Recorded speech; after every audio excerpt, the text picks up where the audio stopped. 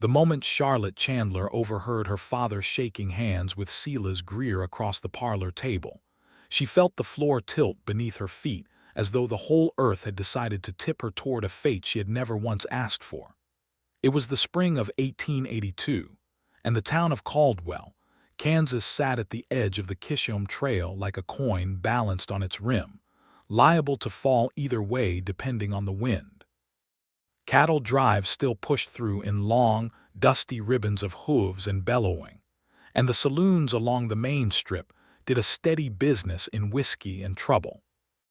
But on the quieter side of town, where the church steeple cast its long afternoon shadow across the vegetable gardens and the white-painted picket fences, life moved according to older, slower rules. Rules about propriety, rules about land, rules about what a woman's worth was measured in and who got to do the measuring. Charlotte was 22 years old. She had dark auburn hair that she wore in a practical braid down her back most days, though on Sundays it came out into soft waves that caught the light in a way that made people look twice. Her eyes were a steady shade of gray-green, the kind that seemed to be thinking even when she was standing perfectly still. She was tall for a woman of her time, with hands that were strong from genuine work and a voice that carried a quiet authority she had never entirely learned to suppress, despite her mother's many years of gentle coaching on the subject. Her father, George Chandler, was not a cruel man. He was simply a man of his era, meaning he believed that daughters were arrangements waiting to be made, and that a father's wisdom superseded any preferences a grown woman might foolishly believe herself to have. He ran a modest dry goods store on the north end of Main Street, and he had 3 daughters and a mortgage that had lately grown heavier than he liked to admit. His eldest, Margaret, had married well 2 years prior and was now settled comfortably in Abilene. His youngest, Clara, was only 16 and safely off the market for at least 2 more years. That left Charlotte squarely in the middle, old enough that certain tongues had begun to wag about her spinster trajectory, and young enough that she still had, in her father's careful assessment, considerable bargaining power.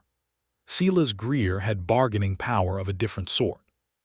He was 41 years old, thick through the middle, with small pale eyes and a way of looking at things he wanted as though he were already calculating their price. He owned a substantial cattle operation 12 miles south of Caldwell, had a house that was large by local standards, and was known throughout Sumner County as a man who always got what he came for. He had been married once before, briefly, and his first wife had died in childbirth along with the infant, which the town regarded as a tragedy and Silas regarded mostly as an inconvenience that had left him without an heir and without someone to manage his household. He had come calling twice in the past month, always when Charlotte happened to be occupied elsewhere, always sitting with her father over coffee and speaking in the low, deliberate tones of men conducting commerce. Charlotte had noticed. She had noticed the way her father grew careful and deferential around Silas, the way her mother avoided her eyes at supper afterward, the way the air in the house took on that particular quality of a decision already made but not yet spoken aloud. And then, on a Tuesday evening in early April, she had been crossing the hallway with a basket of mending when she heard her father's voice through the thin parlor door. "I think we can come to terms before the end of the month," George Chandler said. "Charlotte is a sensible girl, she'll understand." Silas Greer's voice came back, smooth as axle grease. "I'll want the thing settled before planting season. I need a woman in that house." Charlotte stood in the hallway for a long moment, the mending basket hanging from her arm, the sound of her own heartbeat very loud in her ears. Then she went upstairs, set the basket down, and sat on the edge of her bed in the fading light, staring at the wall. She did not cry. Charlotte Chandler was not much given to crying when there was thinking to be done. Instead, she thought very carefully about what she had heard, about what it meant, and about what, if anything, a 22-year-old woman in Caldwell, Kansas in the year 1882 could do about any of it. The answer, at first pass, seemed to be very little. She had no money of her own to speak of, no property, no legal standing to refuse an arrangement her father chose to make on her behalf. Women in Kansas had won the right to vote in school board elections just 2 years prior, but the domestic machinery of fathers and daughters and suitable matches had not shifted much in response. Charlotte knew the law. She had read enough of her father's newspapers to understand the terrain she occupied. What she did have was a letter. It had arrived 3 weeks earlier, tucked inside a longer note from her cousin Adeline in Dodge City, almost as a casual afterthought. Adeline had written that she had recently made the acquaintance of a man named Elijah Sullivan, a rancher and former trail hand who was now running cattle on his own outfit about 15 miles northwest of Caldwell, near a place called Sweetwater Creek. Adeline had described him as decent, hardworking, and quietly lonely in the way that some men got when they had spent too many years in the company of horses and horizon. She had not suggested anything outright. She had simply said that Charlotte ought to meet him sometime, in that breezy, innocent way Adeline deployed whenever she was engineering something she did not want to be blamed for. Charlotte had read the letter, set it on her nightstand, and thought nothing further of it. She was not in the business of pursuing men she had never met.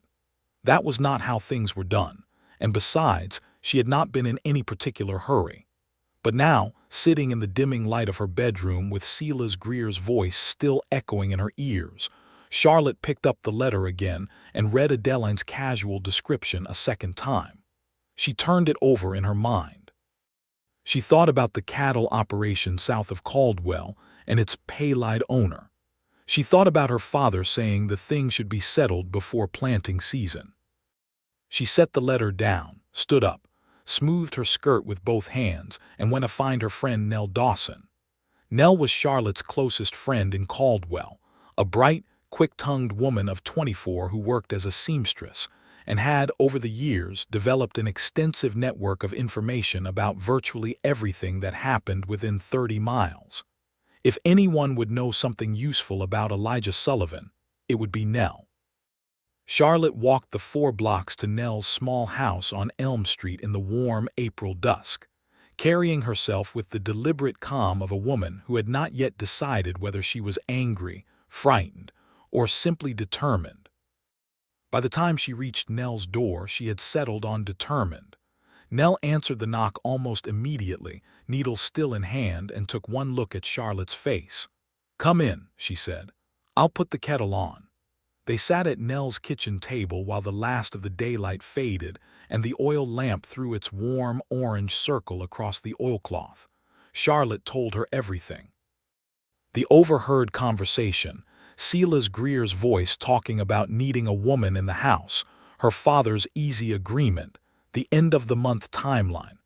She told it plainly, without dramatics, which was her way. Nell listened without interrupting, which was not her way but which she managed out of respect for the severity of the situation. When Charlotte finished, Nell set down her teacup and looked at her squarely. "Silas Greer," she said. "Charlotte, that man made his last housekeeper cry every day for 4 months until she quit and moved to Wichita." "I know," Charlotte said. "I've heard the talk. And your father is just going to hand you over to him like a sack of flour." "My father believes he is making a practical arrangement," Charlotte said, with the flat precision of someone who had already worked through their feelings on the subject and arrived at something more useful than emotion. "He is not entirely wrong about our financial situation, but that doesn't mean I intend to simply accept it." Nell leaned forward. "What are you going to do?" Charlotte set her own cup down and looked at the lamp flame for a moment. "I want to know about Elijah Sullivan," she said. "Everything you know." Nell blinked, then her expression shifted into the particular sharpness that meant she was shifting from sympathy to problem-solving. "Elijah Sullivan," she repeated. "Sweetwater Creek operation. He came through Caldwell last fall with a cattle drive, stopped in town for 2 days. I saw him at the general store and at the church on Sunday. He bought seed, paid cash, didn't drink, didn't gamble, and helped old Mr. Fielding load a broken wagon wheel without being asked." "What kind of man is he?" Charlotte asked. "Not what he does. What kind?" Nell thought about this seriously, which Charlotte appreciated. "Quiet," she said finally.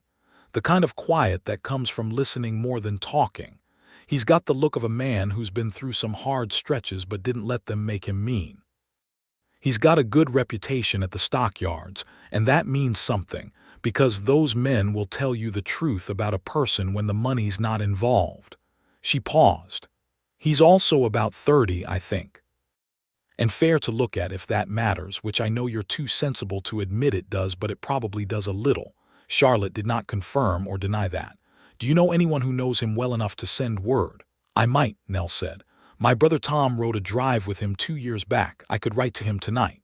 "Would there be time?" Nell looked at her steadily. "When does your father plan to finalize things with Greer?" "He said before the end of the month. It's the 9th today."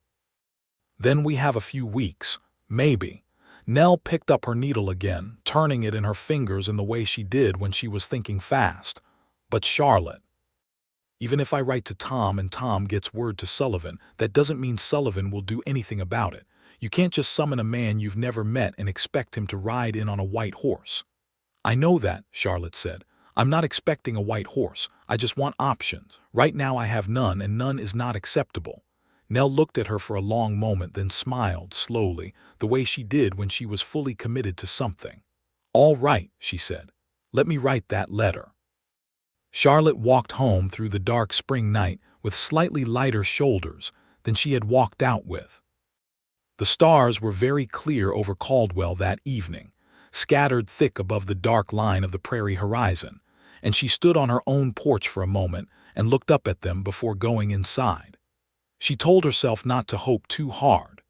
She told herself that this was a practical inquiry and nothing more, that she was simply exploring what options existed, that she was not the kind of woman who invented romantic salvation out of thin air. She told herself all of that, and then she went upstairs and slept better than she had in weeks. Meanwhile, 15 miles northwest of Caldwell, at a ranch house tucked in the long grass near Sweetwater Creek, a man named Elijah Sullivan was sitting on his porch in the dark doing much the same thing she was doing, which was to say, looking at the stars and thinking about the quality of the life he was living. He was 30 years old, which in 1882 was not young for a man who had been doing hard work since he was 15. He had grown up in Texas, learned the cattle trade early, ridden a dozen drives up the Kishom Trail before finally scraping together enough money and enough stubbornness to buy his own small operation outside Caldwell. The ranch was modest but solid. He had a good herd, a decent foreman in a man named Pete Haverson, 2 reliable hands, and a house that had everything necessary and nothing extra.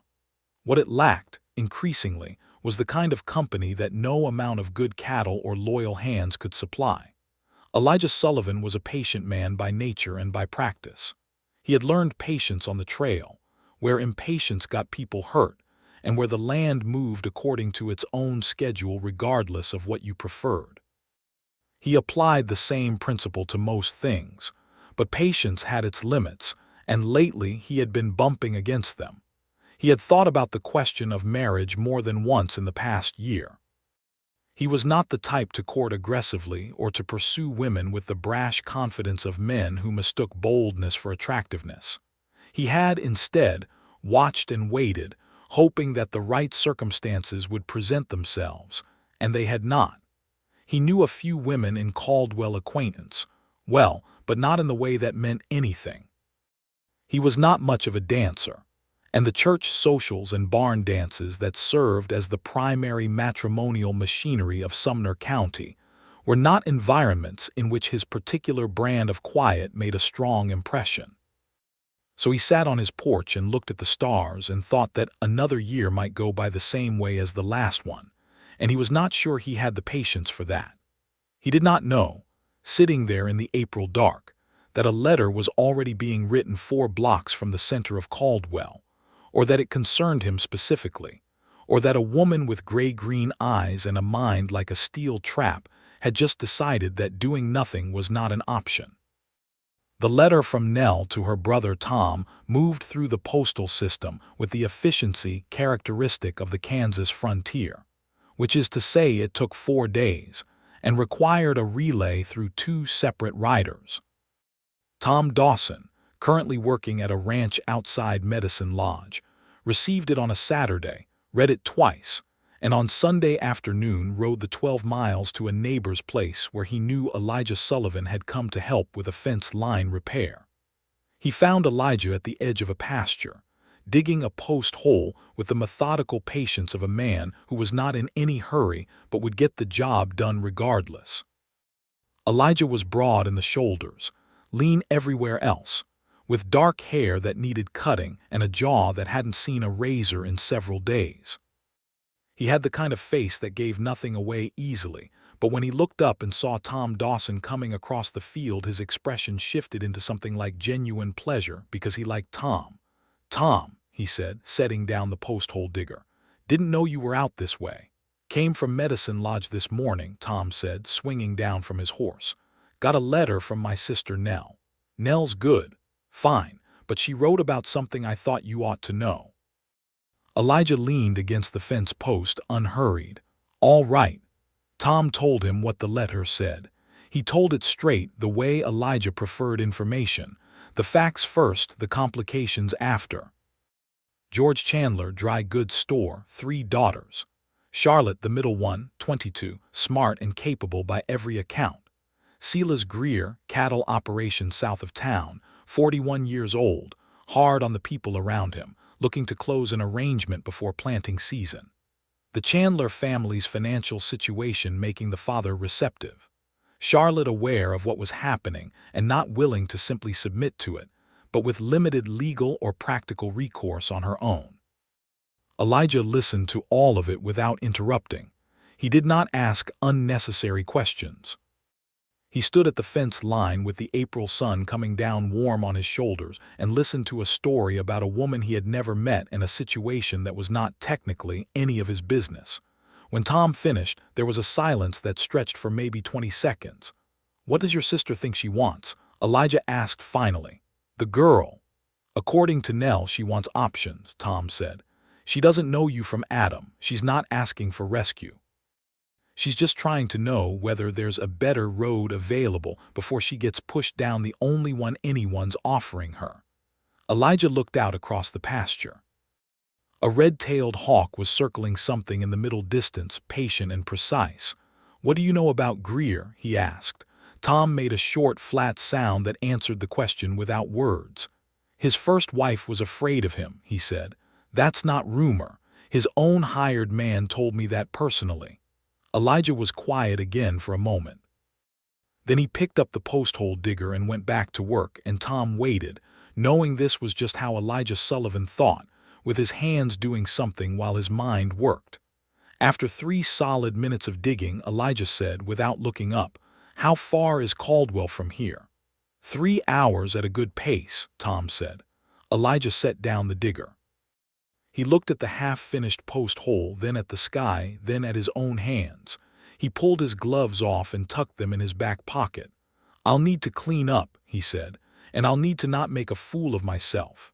Tom Dawson tried very hard not to smile and succeeded imperfectly. "I'll ride part of the way with you," he said. Elijah Sullivan rode into Caldwell on a Thursday morning in mid-April with his good hat on, his boots cleaned, and a clearer sense of purpose than he had felt in longer than he could accurately remember. He had spent the 3-hour ride through the spring prairie in a state of unusual alertness, the kind that came before something significant, like the air before a storm that hasn't declared itself yet. He knew what he was doing was unconventional. He was riding to a town to speak to a woman he had never met about a situation he had been told about secondhand, with the vague but genuine intention of making himself available as an alternative to a man who did not deserve her. It was not the normal order of things. He was aware of that. He was also aware that the normal order of things was, in this specific instance, producing a result that he found deeply disagreeable, and that sitting 15 miles away being politely uninvolved, while it happened, was not something his conscience was willing to do. He left his horse at the livery on the south end of Main Street, a bay gelding named Scout who had carried him the full 3 hours without complaint, and who accepted his bucket of water and hay with the dignity of a professional. Elijah gave the liveryman a dime over the asking price, which was his standard practice and one that had earned him goodwill in several towns over the years. Then he walked up Main Street in the morning light, past the barber shop and the land office and the bank and a Chinese laundry that had operated quietly on the east side of the street for 2 years, despite the low-grade hostility that such establishments faced across the frontier, and found the dry goods store with the name Chandler painted above the door in faded blue letters. He stood in front of it for a moment.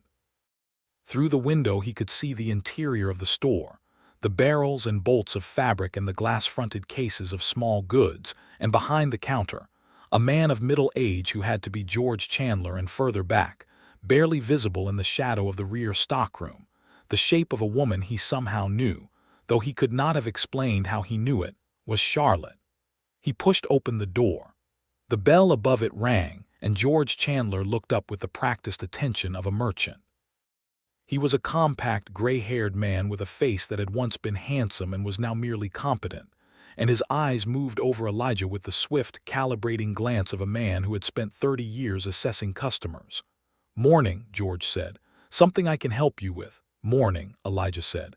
"I'm looking for Mr. George Chandler." "That's me. Elijah Sullivan.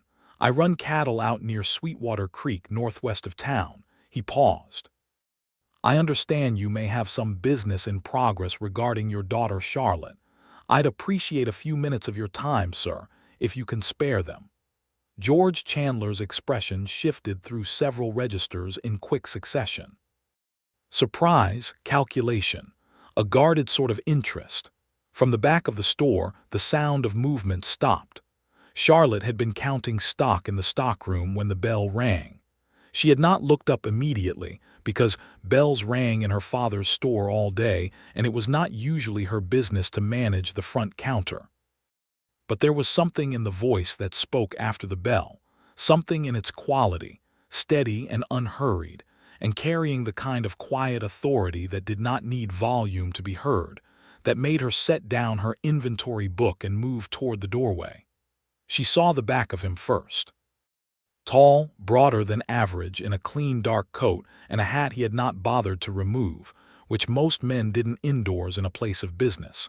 Then he shifted his weight slightly and she could see his profile. She could not hear exactly what he was saying. She caught her father's name, her own name, a mention of Sweetwater Creek. Her heart began to move faster than she considered appropriate. She pulled back slightly into the shadow of the doorway and listened. Her father said, "Now what business would that be of yours, Mr. Sullivan?" And the man named Elijah Sullivan said, calmly and without apology, "I've heard that you may be considering a match for your daughter that I believe she has some reservations about. I've come to introduce myself as a man who would consider it a privilege to offer her something better." The silence that followed that statement was long enough that Charlotte forgot to breathe. George Chandler set down the paper he had been holding and looked at this stranger with a more focused kind of attention. "That's a direct approach," he said. "I am a direct man," Elijah said. "I have a cattle operation that's sound. I own the land clear, about 300 acres with water rights. I'm 30 years old, no debts, no bad habits worth mentioning. I'm not here to insult you or to assume I know your business better than you do. I'm here because I heard that your daughter is a capable woman who deserves a fair say in her own future, and I thought it was worth riding out to at least put myself in front of you and let the idea be considered." George Chandler studied him. "Who told you about my daughter?" "Tom Dawson, who knows my character and thought the connection worth making." "Tom Dawson is a decent enough man," George said slowly. He was quiet for a moment, in the way of a man whose plan has just had an unexpected variable introduced into it and who is busy recalculating. "You understand I'm not in the habit of conducting this kind of business with strangers." "I understand that," Elijah said. "That's why I rode 3 hours to stop being a stranger." Charlotte, standing in the doorway of the stockroom, pressed her hand flat against the doorframe and closed her eyes briefly. When she opened them, she made a decision that she could not have entirely explained even to herself, and she stepped out of the stockroom and walked toward the front of the store. Both men turned. Her father's expression went through surprise and then to something cautious, and Elijah Sullivan turned and looked at her, and his face did something quiet and complicated that she was not sure she had words for yet. "Charlotte," her father said, "this is Mr. Sullivan. I heard," Charlotte said. She was looking at Elijah Sullivan directly because she had never seen the point of looking at the floor when you could look at the thing you needed to see. "I was in the stockroom." Elijah Sullivan held her gaze without flinching, which she noted.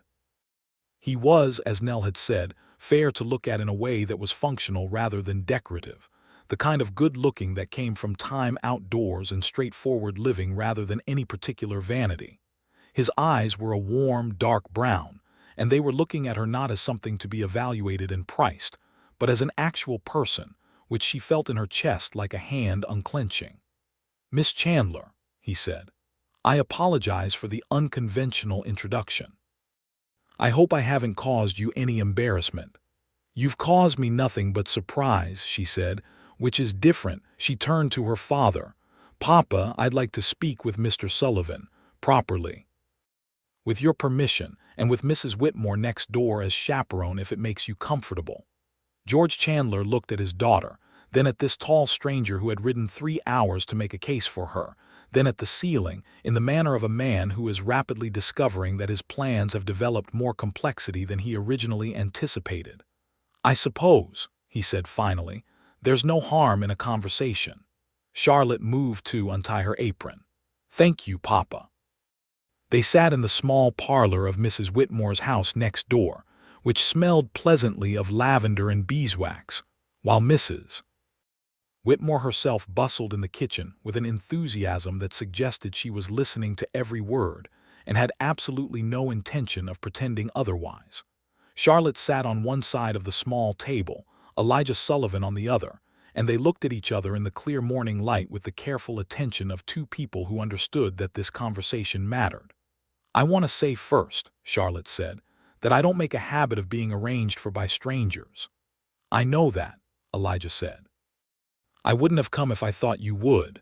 "Then tell me who you are," she said. "Not your acreage or your cattle count, who you are." Something in his expression shifted, like a door opening in a wall that had looked solid. He leaned forward slightly, resting his forearms on the table. "I grew up in Texas," he said. "My father was a small rancher, not successful in any grand way, but honest. He died when I was 18. I worked trail drives for 8 years after that, which teaches you a great deal about patience and about the kind of man you don't want to be, because you spend a lot of time in close quarters with both kinds. I came north with the intention of building something of my own. I've done that slowly. I have a ranch that works and land that's mine, and the kind of life I can look at without embarrassment." He paused. "What I don't have is a partner in it, and I've waited longer than some men would, I think, because I am not a man who wants to marry for convenience, and I wasn't willing to compromise on that." Charlotte held his gaze. "And yet you rode 3 hours to offer marriage to a woman you've never met." "I rode 3 hours to offer myself as an option to a woman who deserved to know she had won," he corrected. "I wasn't expecting you to say yes today." "I wasn't expecting anything in particular. I just thought the offer ought to exist." Charlotte was quiet for a moment. In the kitchen, the sound of Mrs. Whitmore, not at all surreptitiously inching closer to the doorway, was audible but mercifully ignorable. "What made you come?" Charlotte asked. "Truly, Tom Dawson is not your keeper. You didn't have to listen to anything he said." Elijah considered this with the seriousness it deserved. "Because the alternative was knowing that something unjust was happening within riding distance and doing nothing about it," he said. "I am aware that your situation is not technically my business. I am also aware that the law in this state and in most states does very little to protect a woman from a father who thinks he knows better than she does. That strikes me as wrong. And I was raised by a man who said that when something is wrong and you have the capacity to do something about it, the reasons you invent for not doing anything are generally just cowardice wearing a respectable coat." Charlotte looked at him for a long moment. Then she said, That is the most honest thing anyone has said to me in a considerable stretch of time. The corner of Elijah's mouth moved. Not quite a smile, but the beginning of the possibility of one. "I'll take that as something," he said. "It is something," she said. She did not say yes that day. That was not how Charlotte Chandler operated, and any man who expected her to was not paying sufficient attention. But she told Elijah Sullivan, when they stood on Mrs. Whitmore's porch in the noon light with the sound of Caldwell going about its Thursday business around them, that she would consider what he had said and that she would appreciate the opportunity to consider it at a proper pace. "I'll be in town through Friday," he said. "I'll stay at the Cattlemen's Hotel. If you'd like to talk more, I am available." "I may want to talk more," she said. "Then I'll be here." He put his hat back on and walked down the porch steps and back toward Main Street, and Charlotte stood on Mrs. Whitmore's porch and watched him go and thought, privately and without any irony whatsoever, that she had never in her life seen a man walk away from her, while somehow making her more interested in seeing him come back. She spent Thursday afternoon in a state of unusually divided attention, going through the motions of her regular work at the store, while her mind moved through the conversation. She had just had like someone moving through a house, opening doors to see what each room held. She thought about what he had said, not just the words but the manner in which they had been delivered. She had met men who were charming and men who were forceful, and men who were competent in the way a tool was competent. But she had not often met a man whose words and bearing suggested that he had actually thought about what was right and wrong, and chose his actions accordingly. She thought about Silas Greer, who had looked at her across her father's parlor on his last visit with those flat, pale eyes, and said absolutely nothing to her directly, because she was the arrangement being made and not a participant in making it. She thought about 300 acres and water rights, and a man who said compromise was not something he was willing to make. That evening she went to Nell Dawson's house again, and this time Nell was vibrating with barely contained urgency. "He came," Nell said before Charlotte was fully through the door. "Tom wrote me, he actually came." "He did," Charlotte said, and we talked." Charlotte sat down and folded her hands in her lap. "He is not what I expected." "What did you expect?" Charlotte thought about this. "I think I expected someone performing virtue. Someone who had been told what to say and had memorized the correct phrases. He wasn't that. He was just himself, without apology or performance." Nell was looking at her with an expression that combined triumph, affection, and the particular delight of someone whose scheme had landed better than even they had hoped. "Charlotte Chandler," she said, "you like him." "I find him interesting," Charlotte said precisely. "That's the same thing." "It is not the same thing." "For you it is," Nell said cheerfully. "You don't find many people interesting. You find most people predictable, which is your kind way of saying boring, and when you find someone actually interesting, you light up slightly in the way that you are lighting up right now, even though you are doing your very best not to." Charlotte straightened her posture. "I am not lighting up." "You are lighting up," Nell said, "and it looks very good on you. What are you going to do?" "I'm going to speak with him again tomorrow," Charlotte said, "and I'm going to make a decision by the end of the week, a real one that I can defend." Nell pressed her hands together. "Good," she said. On Friday morning, Charlotte went to the Cattlemen's Hotel just after 8 o'clock, which was early enough that the lobby was still quiet, and the proprietor, Mr. Horace Tully, looked up from his ledger with mild surprise when she walked in and asked if Mr. Sullivan was available. Elijah came down the stairs 5 minutes later, clearly having been awake already, in the clean shirt and the dark coat again, and he looked at her in that particular direct way of his and said, "Miss Chandler, good morning." "Good morning," she said. "I was hoping we could walk, if you don't object." "I don't object," he said. They walked along the edge of town, where the buildings thinned out and the prairie opened up, the spring grass already green and alive with the small, persistent sounds of insects and birdsong. The sky was enormous above them, as it always was in Kansas, That particular unbroken blue that felt like an argument for the existence of something larger than human concerns. Charlotte had come with a set of questions, organized in her mind with the efficiency of someone who did not believe in wasting time on the way to the thing that actually mattered. She asked them one by one, and he answered each one without evasion or performance, and the answers were good. Not perfect, because she would not have believed perfect. Good in the way of real things. He told her about the ranch in enough detail that she could picture it. The house, which was modest but well built, with a good stone fireplace and a kitchen that needed a woman's organization but was structurally sound. The land sloping gently toward the creek where the cottonwoods grew, and the water ran year-round even in dry summers. The cattle, a mixed herd he was building carefully toward quality rather than quantity. Pete Haverson, the foreman, who was 52 years old and had followed Elijah from the trail to the ranch with the loyalty of a man who had found the outfit he wanted to belong to. He told her, when she asked, about his parents, his father's patience and his mother's humor. Both gone now, his mother 2 years back, which still sat in him with a heaviness he did not fully know what to do with. He said this plainly, without asking for sympathy, and she found that more affecting than any amount of practiced sorrow would have been. She told him, in return, more than she had planned to. About the store and its slow economic slide, which her father refused to fully acknowledge. About her sister Margaret in Abilene, happily married, a fact Charlotte was glad of and a little envious of simultaneously. About her own reading habits, which ran to history and natural science, and occasionally the more sensible sort of literature, and which her father thought were fine in moderation, but which her mother sometimes looked at with mild worry as indicators of an insufficiently feminine mind. Elijah listened to all of this with the same focused attention he had given her the day before, and at one point he said, "What do you read in science?" "I have a subscription to a natural history publication out of New York," she said, slightly braced for the reaction this usually provoked.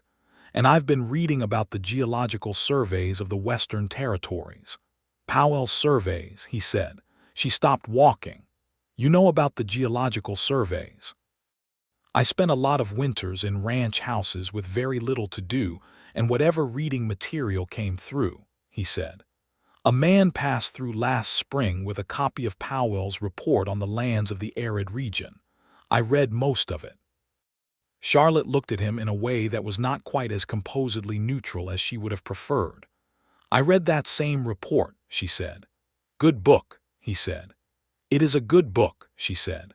They walked on, and the silence that fell was the comfortable kind, the kind that does not need to be filled because the people in it are already at ease with each other, which neither of them had fully been with another person in quite some time.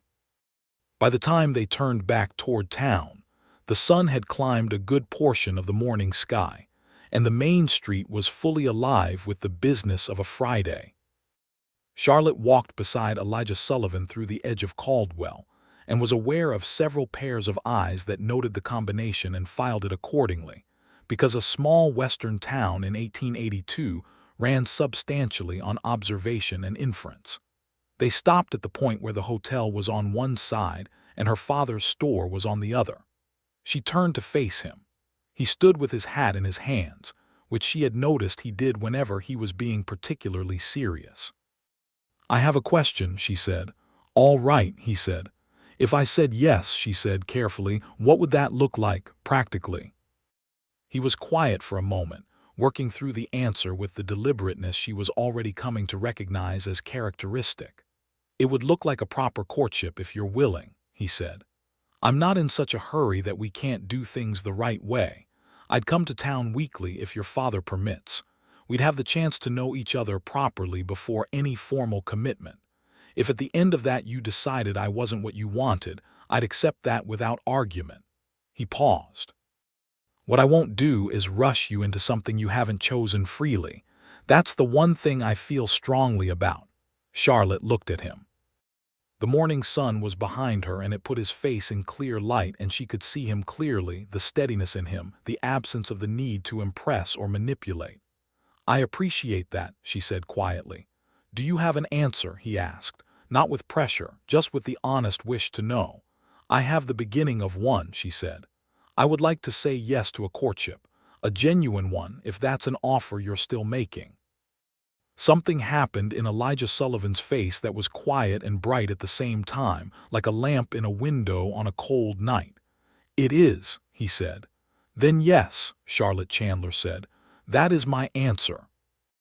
Getting her father to agree to the courtship arrangement, rather than the Silas Greer arrangement, required a conversation that Charlotte had to navigate with great care. Because George Chandler was a man whose pride was a more complex obstacle than his practical concerns. He had made an implicit agreement with Silas Greer, and he was not naturally comfortable with the idea of retreating from it. He also had real financial worries that Silas Greer's interest had seemed to solve, and Elijah Sullivan's alternative required him to trust a stranger's word about his means. Charlotte sat with her father on Friday evening after supper, when her mother had tactfully removed herself to the back room, and she laid out the situation in the plainest terms she could manage. She did not beg. She was not built for begging, and she respected her father enough not to manufacture theatrical distress for his benefit.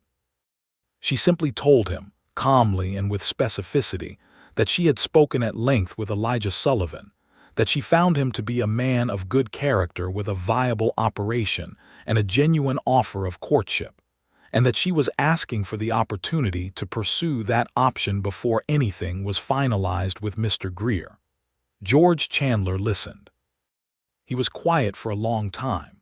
Then he said, in the tone of a man who is doing arithmetic in his head while also trying to do justice to something larger than arithmetic, "Charlotte, I am not a monster. I want you to be comfortable." "I know that, Papa," she said. "Greer is a known quantity. This Sullivan is not." "Sullivan is willing to provide references," Charlotte said.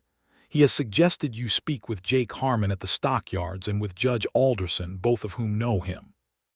He has offered to bring his foreman Pete Haverson to meet you when he comes back next week." George raised his eyebrows slightly. "He thought of that himself. He mentioned it this morning," she said.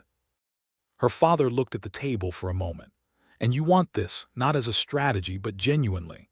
Charlotte looked at her father, and for a moment the complicated love and frustration and tenderness that she carried for him were all visible at once. "Yes," she said, "genuinely." George Chandler expelled a long breath and rubbed a hand across his jaw. "I'll need to speak with the man directly," he said. "On my own, man to man." "I expected that," Charlotte said. "He's at the Cattlemen's Hotel until tomorrow morning. I can send word tonight if you'd like." Her father looked at her with an expression that was somewhere between resigned and something that might, in better light, have been respect. "You already thought through all of this," he said. "I have been thinking through all of this since Tuesday," she said. Something that was almost a smile crossed his weathered face. "Your mother says you got her stubbornness," he said, "but I think it's mine." Charlotte said nothing, which was itself an answer. George Chandler went to the Cattlemen's Hotel that same evening and spent 45 minutes in the small office off the lobby speaking with Elijah Sullivan, while Charlotte sat at home and very carefully did not pace, which was an act of will that she would never fully receive credit for. When her father came home, he did not announce anything immediately. He hung his hat, poured himself a glass of water from the kitchen pitcher, and sat down in his chair by the window. Charlotte stood in the doorway of the parlor and waited. "He speaks well of himself," George said finally, "but not boastfully. There's a difference." "There is," Charlotte agreed. "I'll write to Jake Harmon tomorrow. If his word on this Sullivan is solid, I'll consider it." He looked at his daughter steadily. "And I'll need to have a conversation with Silas Greer. That's not a comfortable thing." "I understand," Charlotte said. "I'm sorry to put you in that position." Her father waved a hand. "Don't be sorry, just be sure." "I am sure," she said. He nodded once slowly in the manner of a man closing a chapter he had thought was already written. "All right," he said. "We'll see." Jake Harmon's letter arrived by express rider Monday, because Charlotte had quietly asked Elijah to send a request to Harmon himself explaining the urgency. Harmon, who ran the largest stockyards in Sumner County, and had known Elijah Sullivan since the first drive he brought through in 1879, wrote 3 paragraphs of unqualified recommendation in the blunt, affectionate style of a man who did not traffic in social niceties, but could be trusted absolutely. He said Sullivan was reliable, honest, fair with his men, and in an observation that Charlotte's father read twice and Charlotte read 4 times, that he was the kind of man who made a place better for having been in it.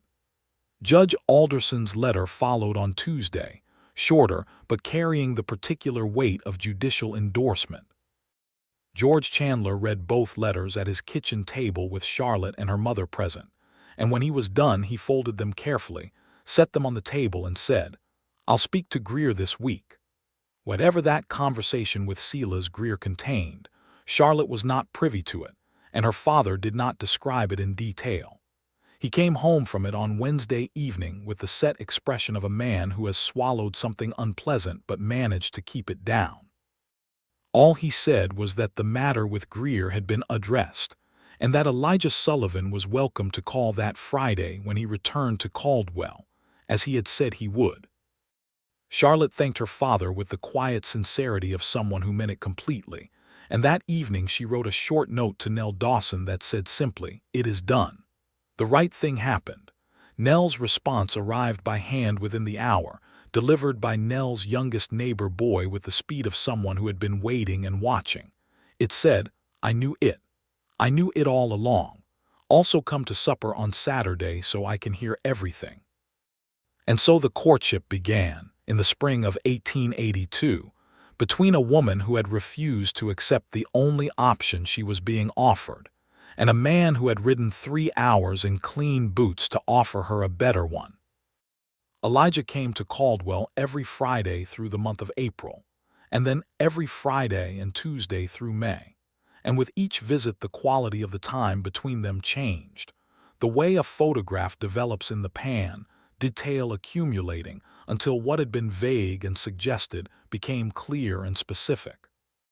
He met her mother, a quiet, careful woman named Ruth who had sharp eyes and a talent for reading people that she had passed directly to Charlotte, and that she deployed on Elijah over the course of 2 separate Sunday dinners, with the precision of a woman who had seen a great deal and trusted very little.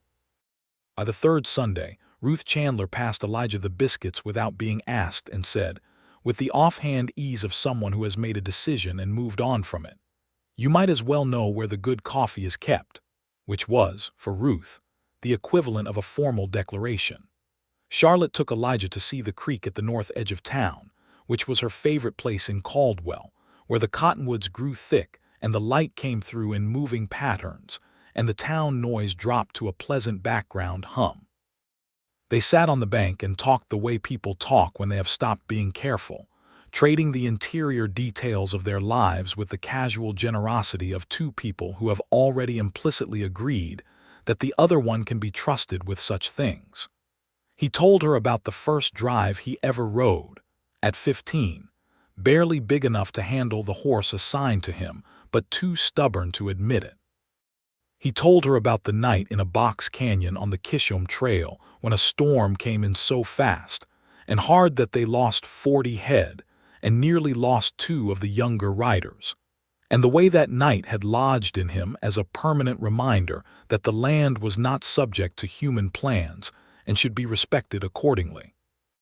He told her carefully and with evident pain about a friend he had lost to a range dispute when he was 23.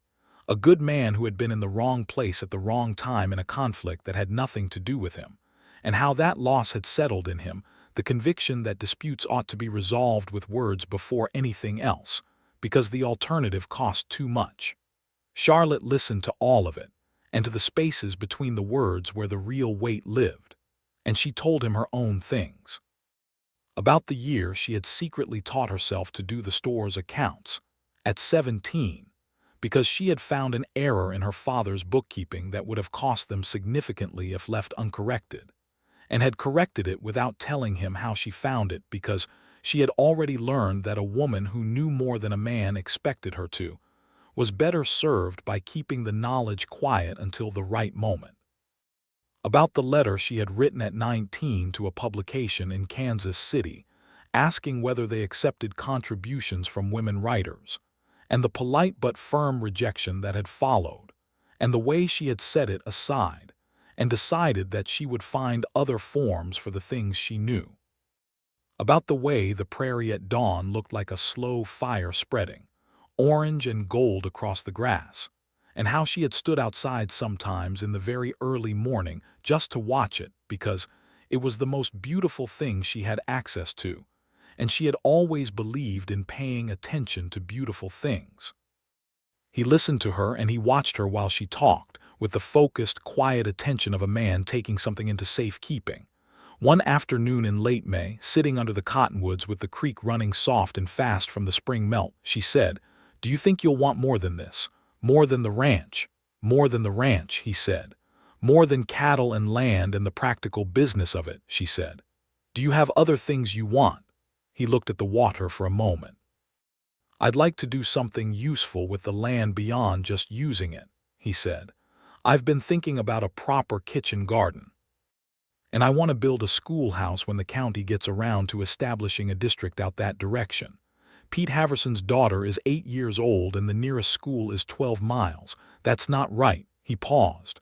"What do you want, besides the obvious practical things?" She thought about it honestly. "I want to matter to the place I live in," she said. "Not just to the household, to the actual place. I want to do work that I can see the effect of." "You could teach," he said. "In the schoolhouse, if we build one." She turned to look at him, and there was something in her expression that was very full, as though the word "if" had opened something she had not quite let herself look at yet. "You said if we build one," she said. "I did," he said. He looked at her steadily, and the afternoon light came through the cottonwood leaves in the shifting way it did, throwing small bright coins of light across the grass between them. "Charlotte," he said, "I'm not going to be unnecessarily formal about this, because I think you would find that irritating, and I think you know what I am going to say." He stopped and started again. "I would like very much to ask you to marry me. I am aware we have known each other 6 weeks, which is on the shorter end of what most people would consider adequate, and if you need more time I will wait. But I want to ask." Charlotte looked at him for a long moment. The creek moved beside them and the cottonwoods rustled overhead, and somewhere in the distance a mockingbird was running through its repertoire with cheerful, eclectic abandon.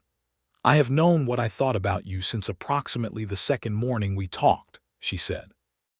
"I have been waiting for you to catch up." He looked at her with an expression she had not seen on him before, which was surprise edged into something warm and a little undone. "Is that a yes?" he said. "That is very much a yes," she said. He reached across the grass between them and took her hand and held it, and Charlotte looked down at their joined hands on the spring grass and felt something settle in her the way a long-carried weight settles when you finally set it down. They were married in the first week of July, 1882, in the Caldwell church on a hot Saturday morning, with the cicadas singing outside the open windows and every pew full of people who had opinions about it, most of them favorable. Nell Dawson sat in the front row and cried in the happy, unrestrained way she approached most things, and dabbed her eyes with a handkerchief she had embroidered herself with small blue flowers. Ruth Chandler sat beside her husband with the expression of a woman who had approved of this outcome from a position she would never fully admit having occupied. George Chandler walked Charlotte down the aisle and looked, at the crucial moment, like a man who understood that the best version of what he had wanted for his daughter was happening, even if it had arrived from an unexpected direction.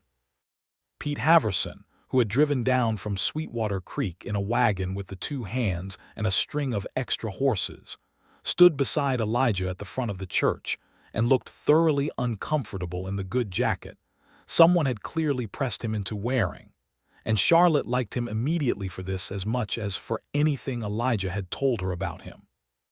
The preacher was a young man named Reverend Hale who had arrived in Caldwell only the previous autumn, and was still slightly overawed by the direct, practical faith of the Kansas frontier.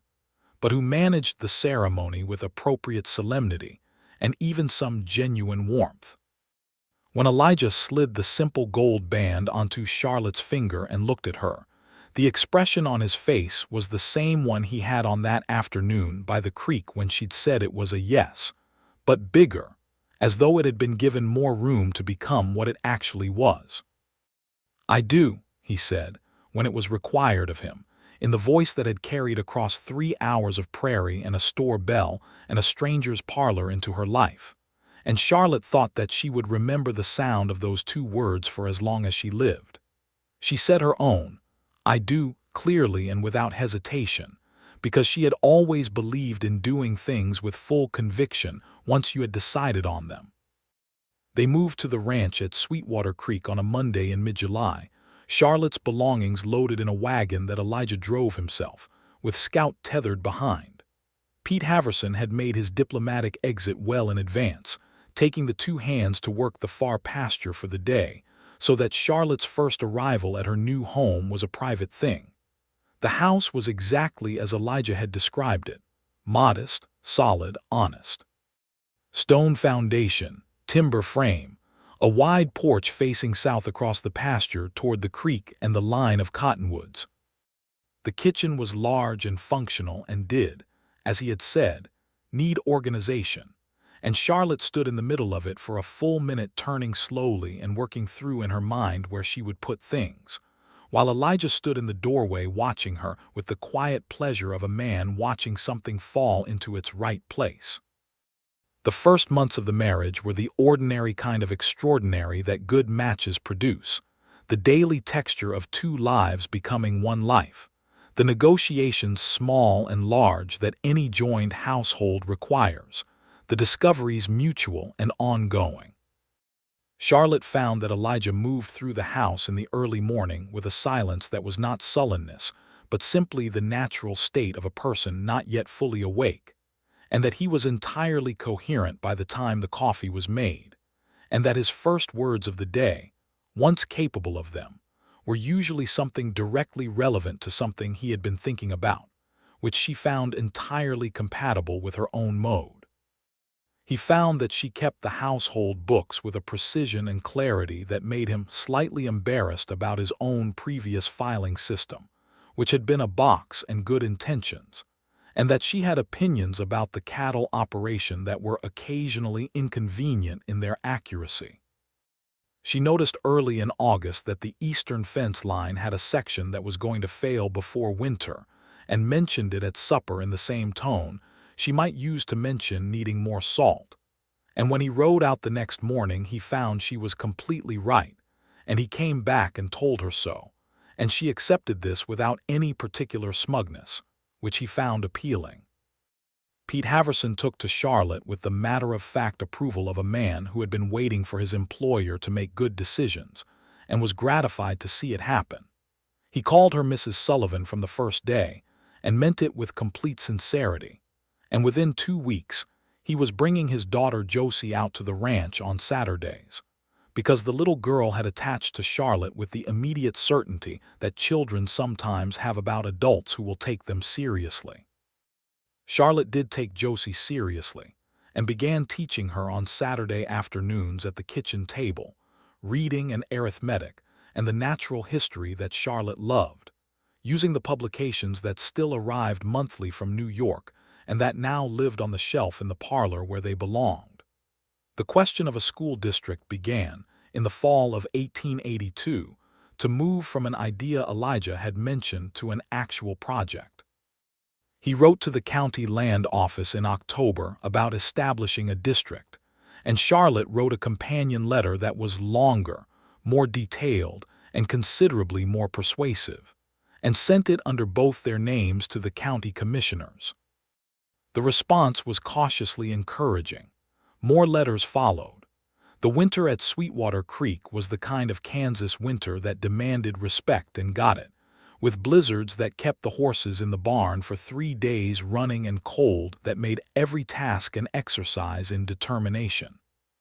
But the house was warm, the firewood was plentiful because Elijah had laid in the supply with characteristic thoroughness in October, and the forced proximity of a prairie winter had the effect of deepening the knowledge two people had of each other in a way that milder seasons did not quite achieve. They read in the evenings. They had long conversations about everything from practical ranch matters to the state of Reconstruction in the South, about which Charlotte had strong opinions that Elijah listened to carefully and sometimes challenged, and sometimes simply agreed with after consideration. And she found both responses equally satisfying because the point was the genuine engagement. They played cards occasionally, and he was better at poker, and she was better at everything else, which she considered a fair arrangement. They had disagreements that were sometimes sharp, because neither of them was built for easy capitulation, but they resolved these with the same practical directness they applied to everything else, without the destructive kind of pride that stores grievances and deploys them later. By February she knew, and by March she told him, that she was expecting a child. He was sitting at the kitchen table going over a feed invoice when she told him, and he set the invoice down and looked at her for a moment with an expression that was simply full, the way a vessel is full, with no room for anything else. "Are you well?" was the first thing he said. "I'm well," she said. "I'm tired and the smell of the coffee bothers me in the mornings, which is an injustice, but otherwise I'm well." He stood up from the table and came to her and put his arms around her, carefully, as though she might have become fragile overnight, and she pressed her face briefly against his shoulder and thought, not for the first time, that the distance between the life she had almost been given and the life she was actually living was a fact she intended to be grateful for every single day. "It'll be all right," he said in her hair. "I know it will," she said. "I'm not frightened, I just wanted you to know." He pulled back enough to look at her, and there was something in his eyes that she had no word for exactly, but that she thought had to do with the kind of love that has moved past the initial dazzled stage into the quieter, more permanent kind, the kind that is less a feeling and more a fact. The way the land was a fact and the creek was a fact and the line of cottonwoods was a fact. Things that would be there tomorrow and the day after and the day after that. "Are you happy?" he asked. It was a direct question because he was a direct man and he wanted to know. Charlotte considered it genuinely because she owed him a genuine answer. She thought about the kitchen that was now organized the way she had organized it. She thought about the Saturday afternoons with Josie Haverson and the pile of letters on the desk about the school district. She thought about the evenings by the fire with the lamp and the books and the conversation that never ran dry. She thought about this man standing in front of her looking at her with the careful, constant attention he had given her from the first conversation in Mrs. Whitmore's parlor. "Yes," she said, "very much."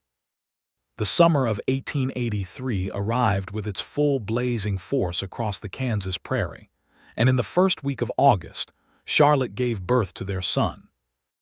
It was a hard labor, long and difficult in the way of first births, attended by the midwife from Caldwell who drove out the night before when the signs were clear, and by Elijah, who stayed in the house rather than being sent elsewhere as men typically were, because Charlotte had told him clearly that she would prefer his proximity, and he had not argued the point. When it was over and the midwife placed the infant in Charlotte's arms, Elijah was sitting on the edge of the bed with his elbows on his knees and his face in his hands in the posture of a man who has just experienced something that required total reconstruction of the self. And he looked up and saw his wife and his son in the morning light coming through the window and said nothing for a moment because nothing was adequate. "Come here," Charlotte said, her voice rough with exhaustion and entirely herself. "Come and see." He came and sat beside her on the bed and looked at the baby, who was red-faced and emphatic about the indignity of his recent passage into the world but who was, by any measure, whole and sound and present. "He is very small," Elijah said, in a tone of genuine awe. "He is exactly the right size," Charlotte said. "What shall we call him?" Charlotte had given this considerable thought over the preceding months as she gave everything considerable thought. "Thomas," she said, "for Tom Dawson." "Who wrote the letter?" Elijah looked at her, and the corner of his mouth moved in that way that meant the smile that was coming from somewhere deep and genuine. Thomas Sullivan, he said. Thomas George Sullivan, Charlotte said, looking at her father with the compromise that had cost her nothing because she loved her father despite everything. That's a fine name, Elijah said. He put his arm around her carefully, and she leaned against him, and Thomas George Sullivan expressed himself vigorously against the summer morning, and the three of them occupied the room at Sweetwater Creek with the specific, irreplaceable weight of a family that had chosen itself. Tom Dawson rode out from Medicine Lodge the following week to see the baby, and was visibly undone by having a child named after him, though he managed to recover enough dignity to make the appropriate practical comments about the infant's healthy appearance. Nell Dawson arrived 2 days after Tom, all the way from Caldwell, with a basket of food and a blanket she had made herself, and the most sustained and devoted attention she had ever given to any small human being, and Charlotte watched her friend hold the baby with the soft, unguarded face that Nell showed only to people she loved without complication. "I am his unofficial aunt," Nell informed Elijah, who was making coffee. "I would not dare to dispute that," he said. The school district was formally established in the spring of 1884, covering the area northwest of Caldwell that had lacked educational access since it was first settled. The county commissioners allocated funds for a building after receiving the 14th letter in Charlotte's sustained campaign on the subject, and Elijah donated the plot of land from the eastern corner of his property, where the ground was level and accessible from the main track. The schoolhouse was built that summer by a combination of neighbors with the particular communal efficiency of the frontier, where people understood that they were all in the project of civilization together, whether they thought about it in those terms or not. It was a one-room structure, properly windowed and heated, with a blackboard that Charlotte sourced from a school supply company in Topeka, and that arrived in pieces on a freight wagon and was reassembled by Pete Haverson and 2 other men in a day. Charlotte became the teacher of the Sweetwater Creek School District in September of 1884, which was a fact that gave her a particular satisfaction she could not entirely put into words, not because she had been denied it before, but because it was something she had made happen through her own determined effort, and that distinction mattered to her. She taught 8 students that first year, ranging from Josie Haverson to a 6-year-old named Daniel Marsh, whose family had recently arrived from Ohio, and who had the round, serious face of a person who intended to understand everything and was frustrated by how much there was. She taught them reading and arithmetic, and a natural history curriculum she designed herself, drawing on her publications, and on a collection of books she and Elijah had accumulated from orders to the Kansas City bookshops. Elijah would sometimes ride past the schoolhouse on the way to the east pasture and hear her voice through the open window, clear and carrying and alive with the pleasure of explaining something, and he would slow his horse for a moment and listen, and feel the specific contentment of a man who knows that the person he loves is doing the exact thing they ought to be doing with their days. George Chandler came out to Sweetwater Creek twice a year, and as the years accumulated he softened incrementally, the way stone softens at a river bend, smoothed by what runs over it. He held his grandson with the particular concentrated tenderness that grandfathers sometimes discover with a force that fathers in the thick of it could not quite access, and he said once to Charlotte, at the kitchen table with the coffee that he had been told where to find, "That man is a good man, Charlotte." "He is," Charlotte said. Her father looked at the table for a moment. "I want you to know that I know the other thing might have been wrong, Greer." He said it with the difficulty of a man who does not apologize easily but has decided to try. "I want you to know I know that." Charlotte looked at her father. She thought about all the ways she could respond to this, the long speeches she had composed in her head in the difficult months before everything resolved, the things she had wanted to say. She set them all aside. "Thank you, Papa," she said. "That matters to me." He nodded just once in his way, and they moved on because that was their way too.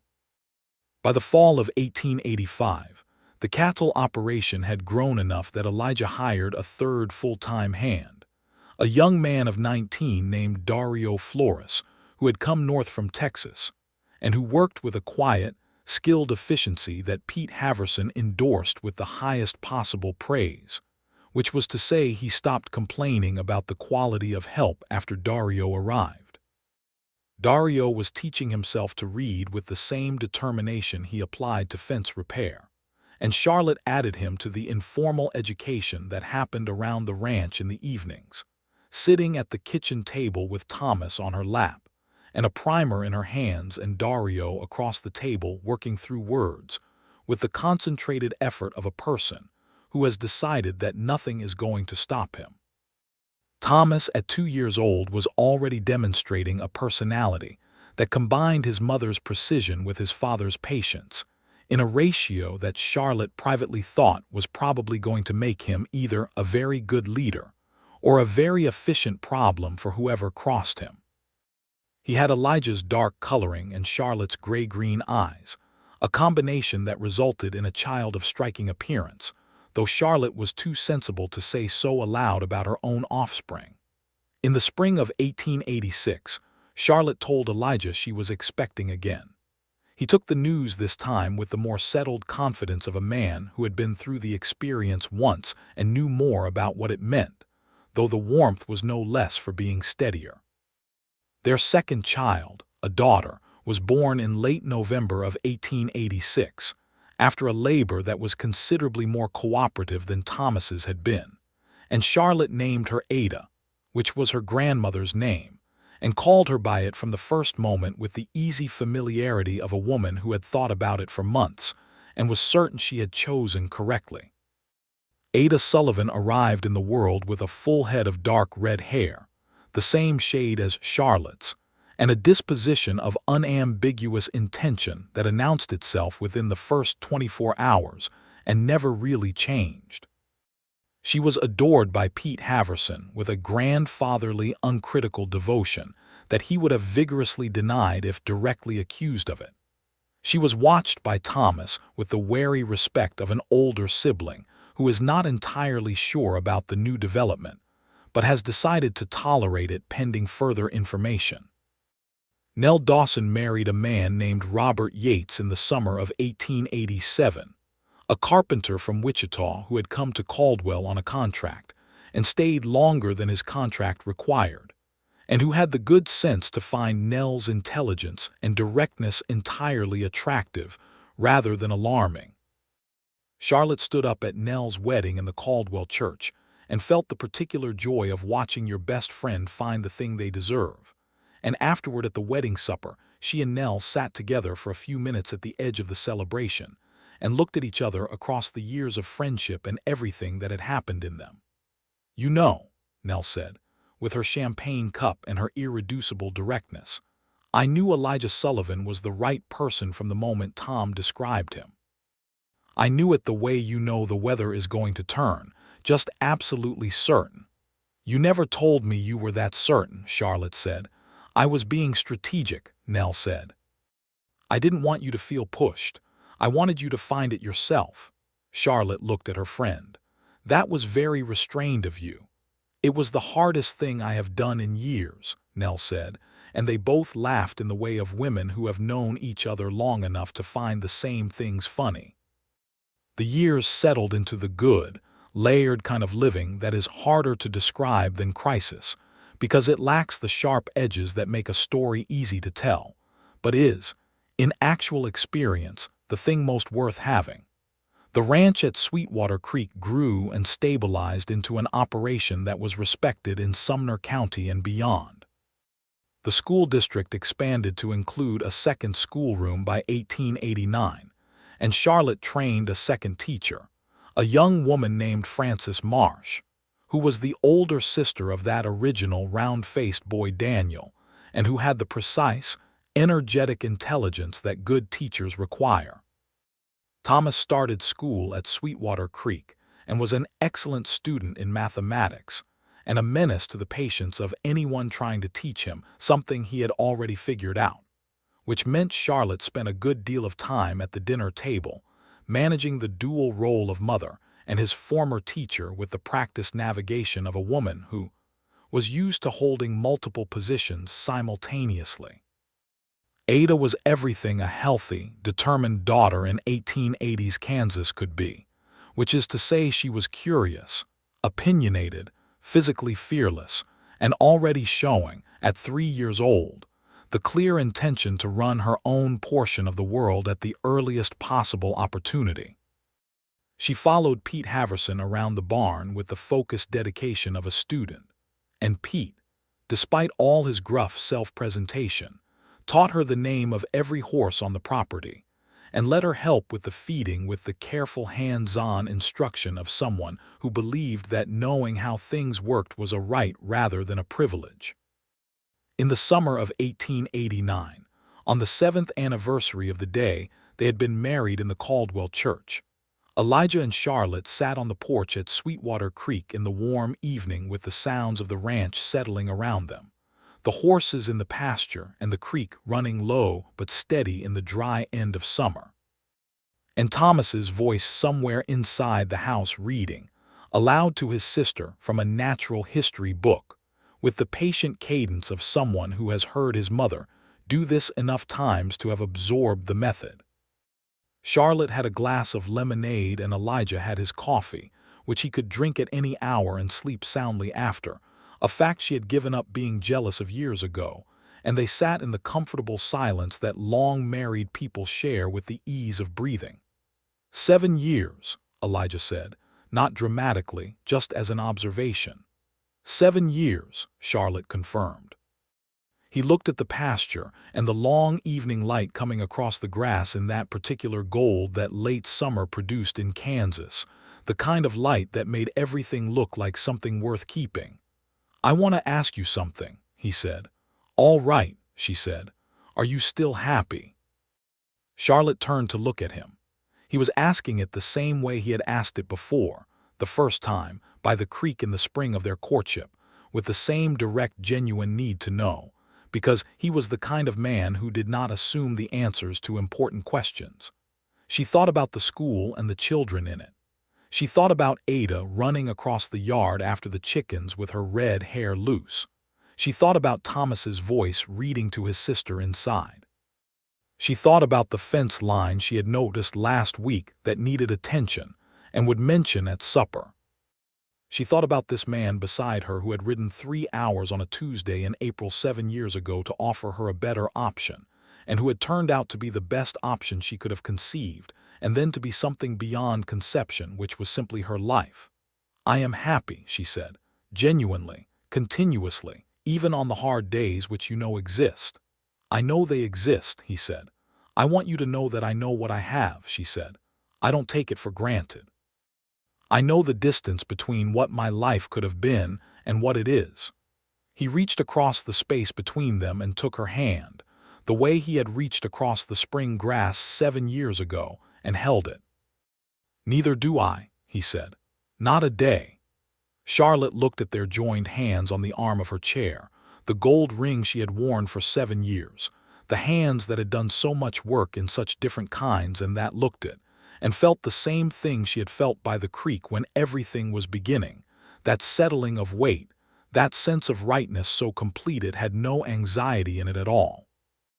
Inside the house, Thomas's voice continued its reading, earnest and rhythmic, and Ada's periodic interjections in the appreciative style of a 2-year-old who knows she is being given something good, and the evening deepened over the Kansas prairie in all its vast unhurried beauty, and the creek ran on in the dark toward its own destination, and Charlotte Sullivan, née Chandler, sat on her porch with her husband's hand in hers, and the voices of her children behind her, and the whole enormous sky above, and thought that there was nothing, not one single thing, she would trade it for. The years that followed were full ones. Thomas grew into a tall, precise boy of 8, then 10, who could do mental arithmetic faster than his teacher, and who had, by the time he was 12, announced with the serene certainty of someone who has already investigated the matter thoroughly that he intended to study engineering, because machines were going to change the world and he intended to understand how. Charlotte and Elijah took this announcement seriously, because that was how they took all their children's ideas. And Elijah began a correspondence with the Kansas State Agricultural College in Manhattan about what preparation would be useful, while Charlotte made sure the books available to Thomas moved in the direction his mind was pulling him. Ada at 7 was teaching the horses their names in return for tolerating her company, a reciprocal arrangement that Pete Haverson observed with the expression of a man who has encountered something he cannot fully explain, but respects deeply. She also showed an early and fierce talent for drawing, filling the margins of any paper she could find with small, precise renderings of the animals and plants and people around her. And Charlotte quietly began keeping a supply of proper drawing paper in the desk, because she had learned from her own childhood that the things a person's mind reaches for instinctively are worth feeding. Dario Flores had by now become fully literate, a fact he announced one evening at supper by reading an article from the newspaper aloud, beginning to end, without stopping, while everyone at the table maintained the polite silence of people trying not to let their emotions show and mostly failing. He had also, in the intervening years, become something between a ranch hand and a member of the family, in the way that close-working frontier households sometimes produced, and his quiet, steady presence was part of the texture of the place. In 1891, Pete Haverson, now 59, began to slow in the way of a man whose body has done very hard work for a very long time and is presenting the accumulated bill. Elijah watched this with the careful attention he gave to everything he cared about, and made the practical adjustments without making Pete feel diminished, shifting the heaviest work to Dario and the newer hands while keeping Pete in a role that was genuinely useful and genuinely respected. Pete accepted this with the dignity of a man who knows he is being treated well and is not going to make a production of gratitude, though Josie Haverson, now 17 and nearly done with her schooling, came to Charlotte one morning and said simply, "Thank you for how they're treating my father," and Charlotte took both of her hands and said, "He built this place with us. That is not something we forget." The schoolhouse at Sweetwater Creek turned 10 years in 1894, and the county held a small celebration that Charlotte was entirely uninvolved in planning and completely overwhelmed by when it happened, because 43 of the students who had passed through the school came back for it, some of them now adults with children of their own. And the particular weight of looking at what a decade of work had produced settled on her in a way that required a moment behind the building with Elijah's hand in hers before she could compose herself enough to face the crowd. "You did this," he said, quietly, behind the schoolhouse. "We did this," she said. "You gave the land. You gave everything else," he said. She looked at him. He was 41 now, and the years were in his face, the work and the weather and the living, and he was more beautiful to her in this face than he had been in the younger one, because she knew every line in it and what had made it, and she had been beside him for most of the making. "We're a good team," she said. "The best I've encountered," he said, which was the most superlative he naturally used, and from him meant everything. They went back around the building together, into the celebration, into the noise of children and neighbors and the accumulated affection of a community that had grown up around a place and around the people who had built it.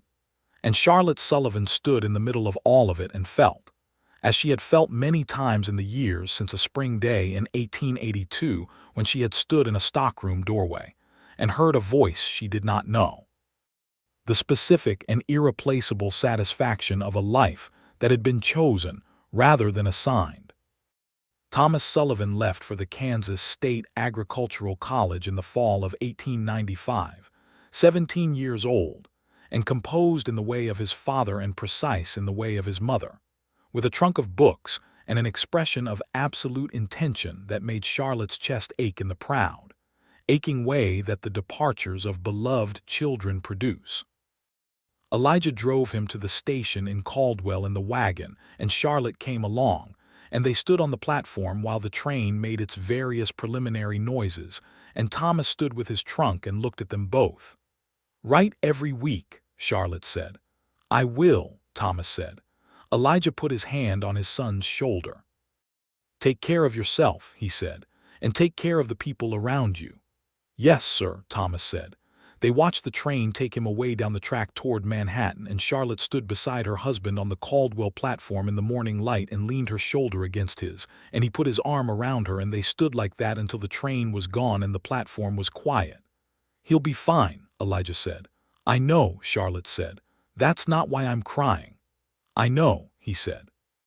Ada, at 9 years old, watching the proceedings with her characteristic calm assessment, said, "Can I have Thomas's room while he's gone? It gets better light for drawing."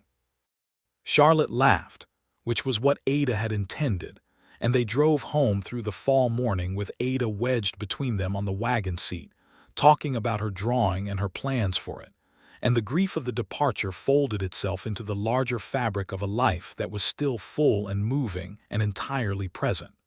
The ranch at Sweetwater Creek continued. The cattle herd had found its right size, not vast, not a small operation any longer, but a well-run, respected outfit that turned a reliable profit and employed people who were treated fairly, which Elijah considered a non-negotiable. The land had the look of a place that was cared for, the fences sound, the water managed, the grass not overgrazed, because Elijah had read Powell and knew something about the land's limits and respected them. Charlotte ran the school and the household and the books of both with the same precision and the same pleasure, because she had never managed to separate the practical from the meaningful in the way that some people did, finding instead that they were the same thing when you did them with sufficient attention. She wrote in the evenings, in a journal that had become over the years a substantial document. She wrote about the ranch and the children and the school and the prairie and the history of the place she lived in. And one evening in 1896, she sent a selection of it, a piece about the geological and human history of the creek and the land around it, to a publication in Topeka, and it was accepted and printed. And Elijah found her standing in the kitchen with the publication open to her page, looking at it with an expression that was extraordinarily complex and entirely wonderful. "That rejection from Kansas City when you were 19, he said, because she had told him that story. "Yes," she said. "I think they made an error," he said. She set the publication down and crossed the kitchen and put her arms around him, just stood there for a moment with her face against his chest, and he wrapped his arms around her and held her, and the kitchen was warm and the coffee was on, and outside the October prairie was going gold and amber in the late afternoon. Pete Haverson died in the spring of 1897, peacefully and in his own bed, with Josie beside him and the sounds of the ranch outside his window. The funeral was held on the property at his request, because he had said more than once that the ranch was where he had done his best work and where he wanted to end.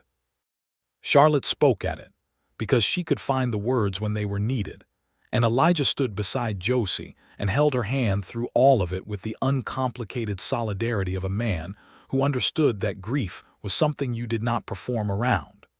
They planted a cottonwood at the edge of the east pasture, where Pete had spent the most time, and it took hold the first season and grew with the particular vitality of something that belongs in the place it was put.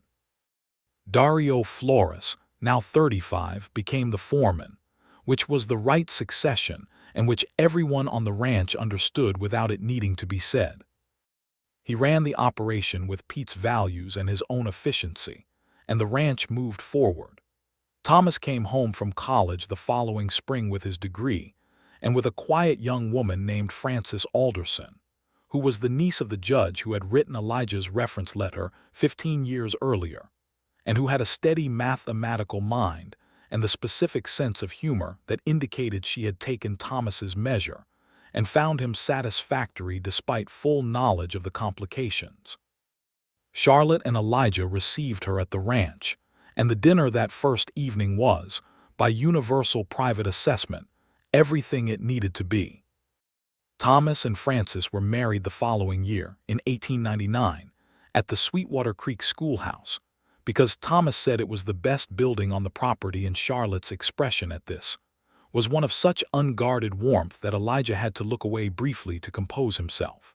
Frances wore a dress that Ada had decorated with small embroidered flowers, because Ada had by now turned her drawing into needlework and had opinions about the visual management of important occasions. Ada herself was 13 by then, red-haired and determined, and in full possession of a personality that was going to require a very particular kind of world to accommodate it, a world she fully intended to build herself. She was planning, with the serene confidence of someone for whom the future was simply a set of problems to be solved, to study art, and Charlotte was already writing letters to institutions that might accommodate this when Ada was of age.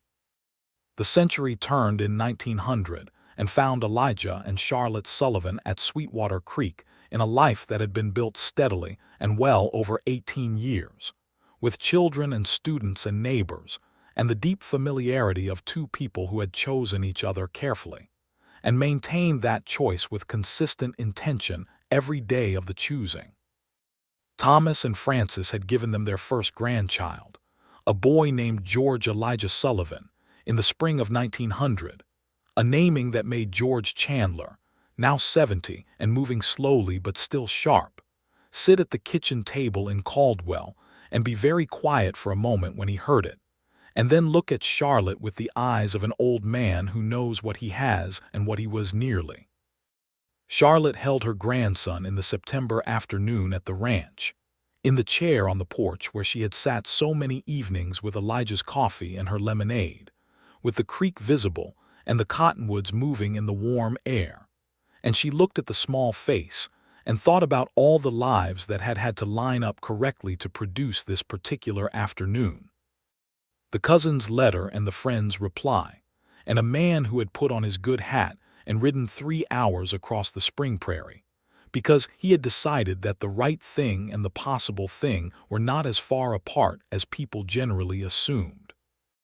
Elijah came out onto the porch and stood behind her, looking over her shoulder at the baby, and put his hand on her shoulder, and she reached up and covered his hand with hers. "What are you thinking?" he said. "I am thinking," she said, "that everything worked out exactly right." He was quiet for a moment, looking at the land he had built and the woman who had built it with him, and at the baby in her arms that was the continuation of everything they had made together. "Yes," he said, "it did." The autumn of 1900 settled over Sweetwater Creek in its golden, unhurried way, the grass going tawny and the cottonwoods bright yellow against the enormous Kansas sky, and the ranch that had once been 300 acres of potential and one man's stubborn intention was now a place that had the look and feel of something permanent, something that would remain when the people who built it had gone on, in the school and the students and the children and the careful management of the land and the memory in it. Charlotte Sullivan walked the property in the early mornings sometimes, in the habit she had developed years before, moving through the cool pre-dawn air with the particular pleasure of a person who knows every inch of the ground beneath their feet and finds that familiarity a form of richness rather than limitation. She walked to the creek and stood under the cottonwoods where the light came through in its moving way, and listened to the water and thought about whatever required thinking. And then she walked back to the house, where the lamp was already lit in the kitchen because Elijah was awake and had made the coffee, which he always had ready when she came back from her morning walk. And this small daily fact was the kind of thing she had stopped noticing consciously because it had become as natural as breathing, which was itself the truest kind of happiness. She would sit down with her coffee and he would sit across from her with his, and the morning would come on across the prairie in its full, brilliant way, and they would talk or not talk as the day required, and it was enough. It was, in fact, everything.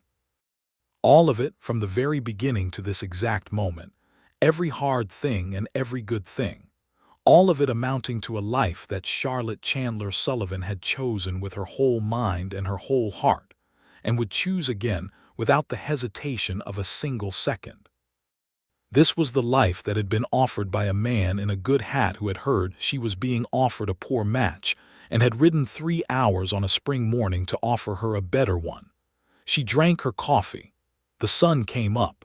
The ranch went about its day, and everything, at long last and forever after, was exactly as it should be.